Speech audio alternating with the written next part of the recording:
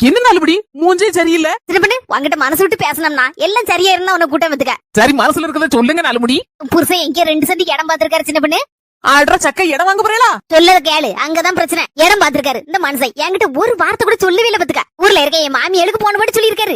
என்னடி வாண்ட ஒரு வார்த்தை சொல்லலையா? நேசமாதாங்க என்கிட்ட ஒரு வார்த்தை சொல்லல.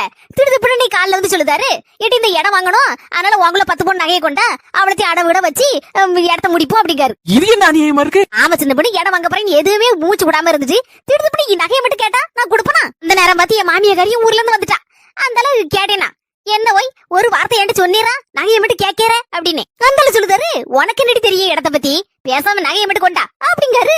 பாவி மக்கா, என் மாமியா கறியாது ஏல ஒரு வார்த்தை உன் பொட்டிட்டு சொல்லாண்டாமல இப்படி செஞ்சிருக்கிய அப்படின்னு கேக்குதுக்கு இல்லாம நகையை கலத்தி கொடுக்க வேண்டியதுன்னா என் மோயனை மம்பாக்கிறதுக்கா கேட்க அப்படி இப்படின்னு சொல்லிட்டு கூட கடந்து சால்ரா அடிக்கா. இது சொல்ல இருக்கு தனியாயத்தை அதுல தரமாட்டேன், எதுக்கு தரணும் அப்படின்னு சண்டை போட்டு விசம் தெருல வந்து கத்துக்கிட்டேன். என்ன சொல்லு சின்ன பொண்ணு, நான் கொடுக்காது சரியா தப்பா சொல்லு. கண்டிப்பா நாலுமுடி இப்படி அப்படி ஆளு குடுக்க கூடாது. எதுக்கு கொடுக்கணும்? ஒரு புருஷன் இருந்தா நல்லது பொல்லது எல்லாத்தையும் பொண்டாட்டிட்டு சொல்லணும் மறைக்காம. அதுலயும் முக்கியமா நம்ம வீட்டுக்கு ஒரு நல்ல விஷயம் செய்தோம்னா கண்டிப்பா பொண்டாட்டி தெரியாம எப்படி செய்ய முடியும்?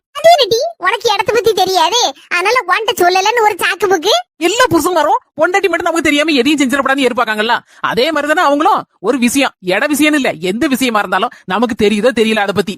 ஆனா அவங்க சொல்ல வேண்டியது அவங்களோட கடமை தானே. உனக்கு தெரியுது, என் புருஷனுக்கு தெரிய மாட்டேங்க. ஆல்படி உங்க வீட்டுக்காரர் மாதிரி 1-2 ஆம்பளைகள் இருக்கதான் செய்தாங்க.